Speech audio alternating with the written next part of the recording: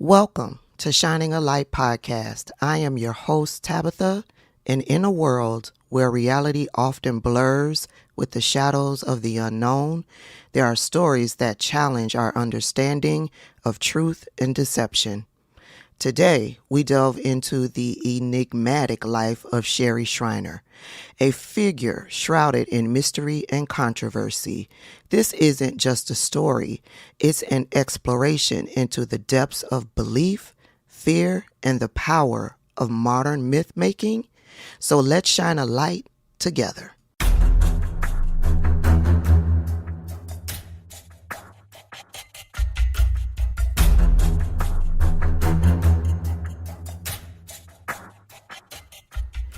Our story begins in the quiet corners of the internet, where whispers of otherworldly beings and secret societies lurk behind the glow of computer screens. Sherri Shriner, an ordinary woman with an extraordinary tale, claimed to have uncovered a hidden world, one that exists alongside our own but remains unseen by most. Sherri's journey into the unknown started with a single post, a message that would spark a wildfire of intrigue and fear. She spoke of reptilian beings disguised as humans walking among us with a sinister purpose. But who was Sherri Shriner, and what led her to believe in such a fantastical reality? Hello, everybody. I just wanted to do this video. Why you should support me. Why you should support Sherri Shriner. I just want to do this short video. Just lay back, chill back, and let you know who I am. The Lord stood me up in 2001, 2002 to speak for Him, to be a mouthpiece for Him to the nations. And at the time, I thought that was crazy. I wasn't even on the internet but 4 years at that time. And so I learned HTML coding, but I made the websites myself. And that's why everyone thinks they look pretty amateur. King David was my grandfather. I am of the bloodline of David, and I was born with a calling to be a prophet, and so I stood up for that calling. And so I deal with the whole alien, UFO, underground bases. I deal with the whole issue of soul scalping. Everything around the paranormal world is on this site. I was the first one screaming. Taylor Swift had been replaced, and finally, several years later, people are catching up. If you want to know what I believe, I have that on my website at Sherri Shriner. What I believe, who I am. OrgoneBlasters.com, my Orgone War. Found a way to destroy the aliens I had learned to hate so much. And this is the New World Order that's coming, folks. The fake Jesus. That's Lucifer. This is me, my younger years. SherriTalkRadio.com. Sherri's conviction in her extraordinary claims was not easily shaken. She described vivid encounters with beings she believed were not of this world. One of her most chilling accounts involved a late-night encounter in her own home, where she claimed to have seen shadowy figures with glowing eyes watching her from the darkness. And my assassins come and go. I've had assassins after me since George Bush Jr. and Dick Cheney hired the #1 assassin in America. I'm after Sherri. And how I know this is because the assassin told me himself many years later. How'd that happen? Tell me. He told me all the problems he had every time he tried to kill me. What, they had a therapy session I'm when you protected failed? by the Most High. And when Obama was president, I was #2 on his death list. Chavez was #1, president of Venezuela. They finally got him with cancer. I'm still standing. Why? Because of the Most High. For some reason, I had a couldn't heart get attack Sherri. 2 years ago. I only got about 30% of my heart left. I get poisoned all the time. What? I From the survive it all. McDonald's you eat? That wear and tears your body Hey. down, I'll tell you that. I got shot in the leg about 8 years ago with a chip, one of those chip guns. Chip gun? And I got the chip out of my leg, but it had left poison residue inside my leg. And Where's so the picture? every year it flares up and it gives me problems. I think it's called toxicosis. Right. And so that flares up on me at times. I was dealing with that all last week. Toxicosis, cellulitis, high temperature. Cellulitis? Knock you Yeah, out. what? What? Sherri shared what she believed to be irrefutable evidence of a hidden world, including photographs of strange lights in the sky and cryptic symbols carved into trees. Sherri spoke of government experiments and secret societies manipulating world events from behind the scenes. As Sherri continued to post her findings online, she began to attract a small but dedicated group of followers. These early believers found solace in her words, resonating with her messages of hidden dangers and secret truths. Sherri's online presence grew, and with it, her confidence in the reality she described. As Sherri's online following grew, so did the intensity of her warnings. She described elaborate conspiracies involving world leaders, celebrities, and even her neighbors. Her tales of alien encounters and government cover-ups captivated thousands, drawing them into a web of fear and fascination. And so what I've been trying to get you to do is prepare yourselves, because the war is on against us. They're not your friends. They don't want prayer. They don't want invited to church. They don't want God. They don't want salvation. They want to kill you. So stop being soft on evil, because that's what your church pastors have led you to be accepting of the government, to be accepting of every abuse that comes your way, to be floor mats, to be treated like garbage and be abused, and stand up for yourselves. You have one AR, go get another one.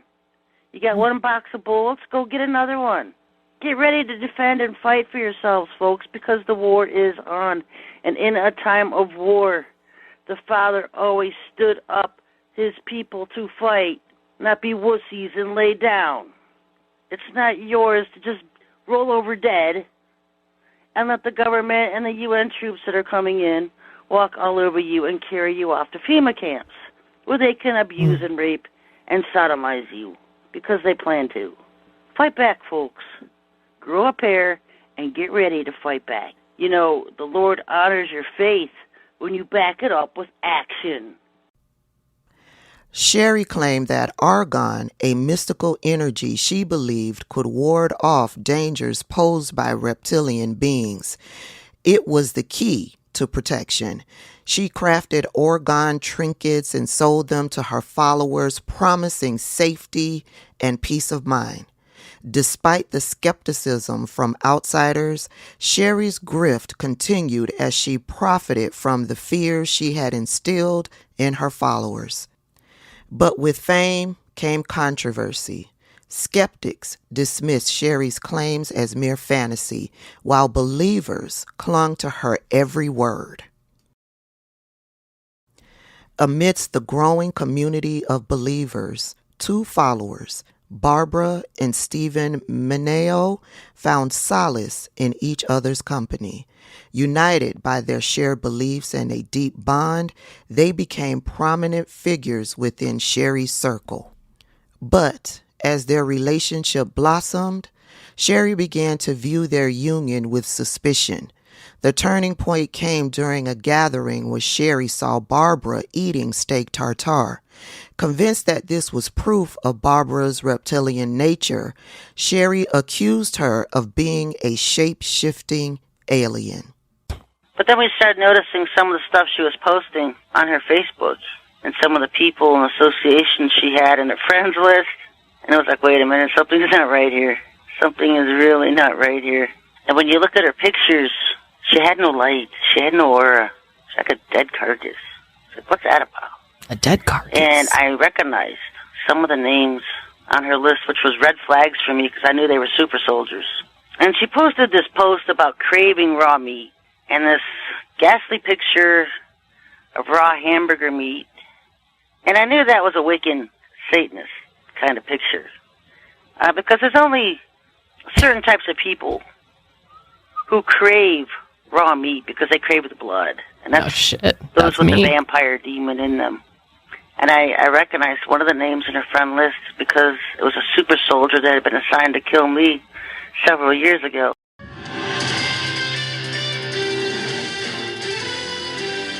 Ties to a cult may have led to a fatal shooting in Monroe County. A woman is now in custody for shooting her boyfriend in the head. Police say 42-year-old Barbara Rogers called 911, claiming she shot her boyfriend, 32-year-old Stephen Mineo, and he was dead. Rogers told police she and Mineo were members of a cult centered on aliens and raptures, headed by a woman named Sherri Shriner. On the night of the tragedy, Barbara, consumed by despair, committed an unthinkable act. She took Stephen's life in a moment that shocked their community and left a scar on the lives of all involved. The investigation into Stephen's murder revealed the depth of the turmoil that had consumed Barbara. The trial that followed was a grim exploration of the consequences of unchecked influence and the dark corners of online communities. Barbara was sentenced to life in prison without the possibility of parole, a reflection of the severity of the crime and the need for justice for Stephen. The sentencing served as a stark reminder of the real-world consequences of digital harassment. The father let me hear a conversation, but he's very upset that she killed him. He was yelling that, and I'll be very frank, he said, "That bitch killed me." You know, in some of her pictures that she posted, her eyes were in slits, and that's typical of reptilian possession, and that would give her superhuman strength. Steve couldn't get away from her, and these are things the father revealed to me, that they were both in bed, and she was looking on her phone. I don't know if she saw they were watching TV, and they were watching the Resident Evil series, which, by the way, is about super soldiers. She was sitting next to Steve, and she saw blood, and she got all excited. She just, ooh, blood, you know, and her face contorted, and that demon started manifesting in her. Okay. And Steve looked over, and he saw it, and it terrified him. He basically screamed, "Who the F you are you?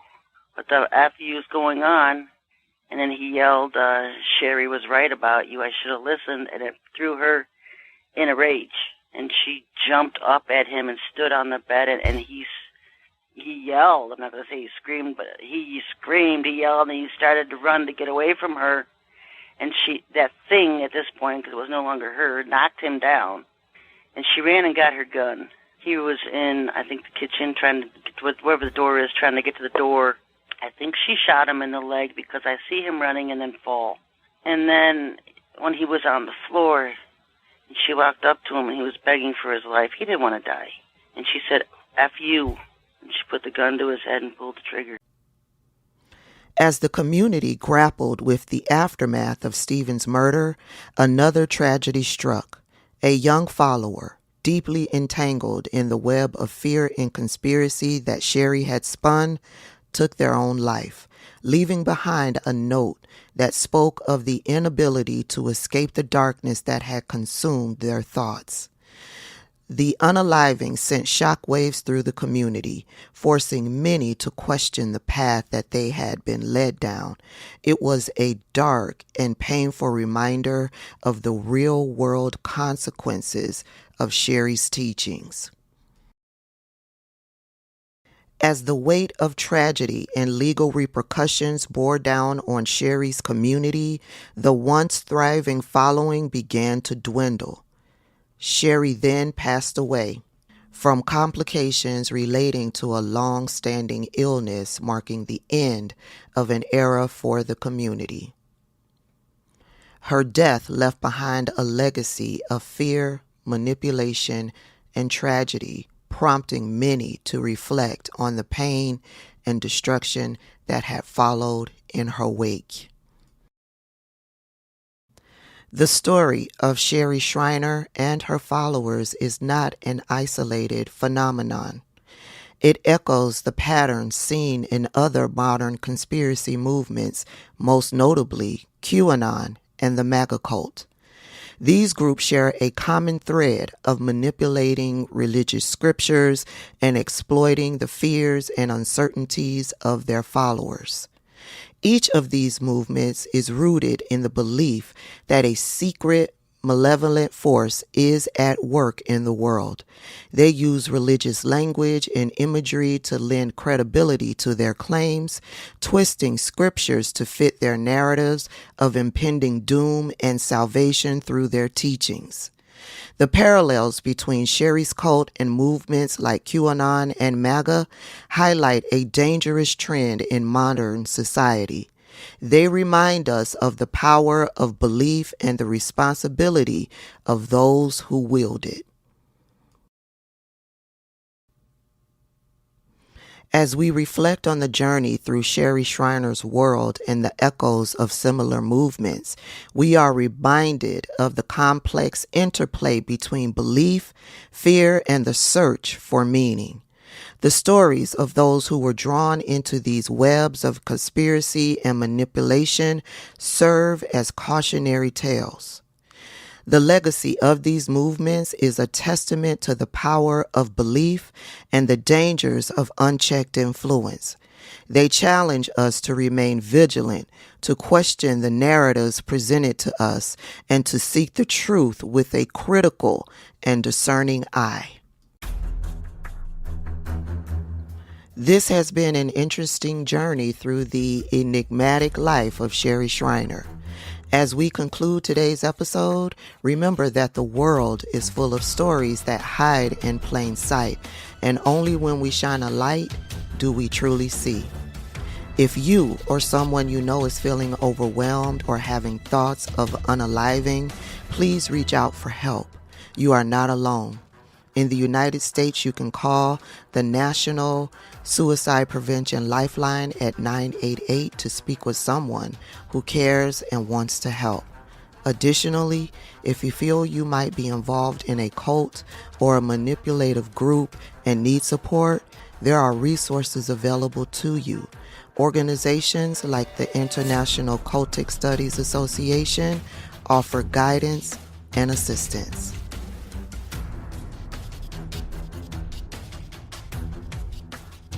Thank you for joining me today on Shining a Light podcast. As we wrap up this episode, I want to leave you with a glimpse of what's coming up next. Our journey continues as we delve into another complex and controversial story, one that raises important questions about ethics, responsibility, and the white savior complex. Tonight at 6, a Bedford woman is facing disturbing allegations about her nonprofit in Uganda. Renee Bach is being sued for allegedly operating a medical facility without a license, leading to the death of hundreds of children. 10 News reporter Jessica Jewell is digging into this, and she is live in the newsroom. Jessica? We got our hands on this copy of the lawsuit. The Women's Pro Bono Initiative and two mothers filed this civil suit in a court in Uganda, saying actions by the group, the nonprofit, serving his children, led to the deaths of their children. The allegations stirring up a firestorm of criticism, and tonight, the woman taking the heat is firing back. Our focus is malnutrition, so we do preventative care programs and then also treatment services. In our next episode, we'll explore the story of Renee Bach, an American missionary who traveled to Uganda with the intention of helping malnourished children. But what unfolded was far from the noble mission it seemed to be. Allegations surfaced that Bach was treating children without proper medical qualifications or the necessary qualified personnel, leading to devastating consequences. Join us as we unpack the layers of this story, examining the impact of Bach's actions and the broader implications of the white savior complex in international aid. We'll hear from experts, critics, and those directly affected by Bach's work, providing a comprehensive look at a story that challenges our perceptions of help and heroism. Don't miss our next episode, where we shine a light on the controversial story of Renee Bach and the complex issues it brings to the forefront. Until then, stay curious, stay questioning, and above all, stay kind.